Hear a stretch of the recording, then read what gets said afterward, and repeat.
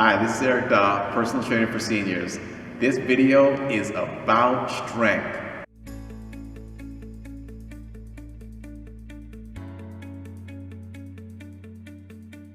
So you're a senior that wants to build strength. Well, you're in luck, because today I got 5 exercises, 5 that are perfect for you today. So you may be wondering, why is strength so important for seniors? Well, the main reason is one word called sarcopenia, which basically means age-related muscle loss. And the thing about sarcopenia is we all lose strength as we age. I lose strength, you lose strength, we all lose strength, which is why it's important to really focus on building and maintaining strength as we all get older. So let's get into it. So folks, exercise number 1 is a squat. So I know you folks all know a squat, but why is a squat important? Because how often do you climb stairs? How often do you use the toilet and have to stand up from it? How often do you climb stairs? So we all need leg strength. So that's why we do a squat. So a squat is bending from your hips and your ankles and maintaining an upright position. So you may be wondering, after 15 or 20 times of doing a squat, what if it's still easy? Well, this is where we add weights. And we're not just gonna add weights and hold them beside us, but we're gonna hold them in front to make a front squat. And we're gonna squat up and down, maintaining an upright position for 15, 20 reps. The main reason why we make a front squat is it also forces you to really engage the core to maintain that upright position. So that's exercise number 1, folks. The next exercise I want you folks to focus on is a hip hinge. And the hip hinge is so important because most of us are actually weak on the back side of our body more than the front side when we talk about the front squat, but the back side. So a great exercise is the hip hinge, where if I was to have you putting your hands right in the fronts of your hips and bending forward, does this space get smaller? So you may be wondering, this is probably too easy to do.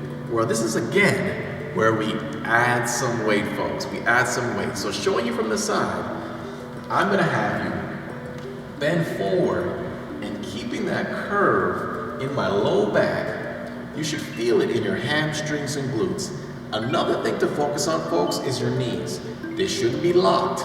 They should be slightly bent, And once you get to about here, your hands get to about your knees, you should be coming right back up and feeling it in your hamstrings and glutes, not your low back. We don't want to feel it in the low back, and we don't want to hunch over to make that move. So that's exercise number 2.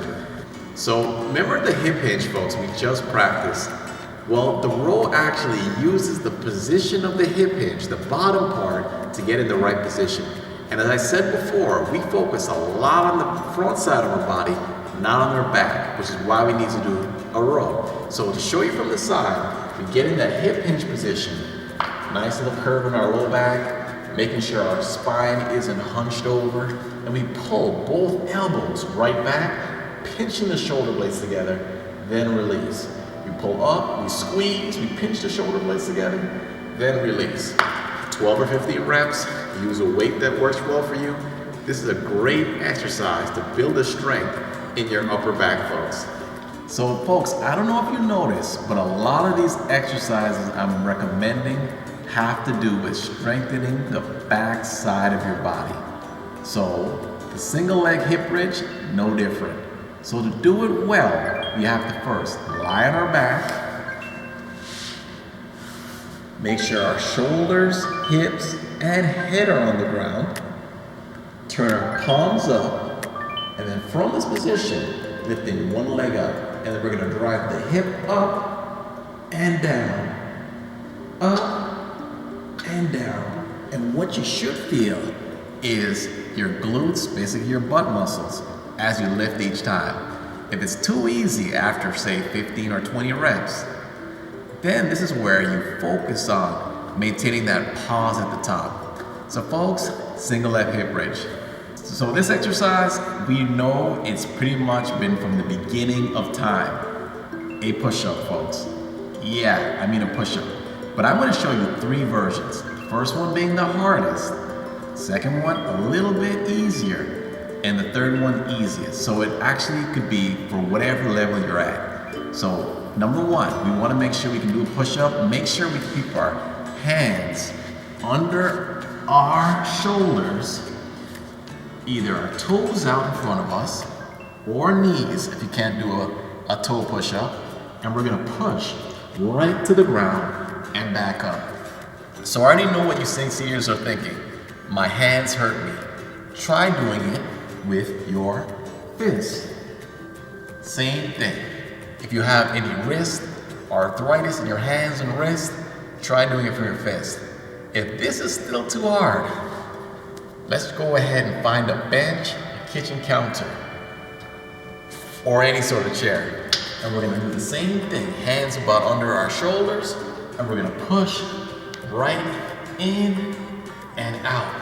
We wanna make sure we breathe in, going towards the bench, out of the way up. But folks, I also want you to focus on, you see the position my body was in? A nice straight line, whether it was on the bench or on the floor. And I know what you folks are thinking already, floor, bench is too hard for me. What can I do? Well, this is where I show you the wall push-up. Last but not least, easiest version, folks, the wall push-up. So we can either do it with our feet right against the wall, where we're pushing off the wall, but this may be too easy for you, which is where we take our feet away from the wall and still do a push-up. Still too easy, folks. After 15 or 20 reps, take a foot off the ground. Same thing. You want to make sure we're pushing right off the ground.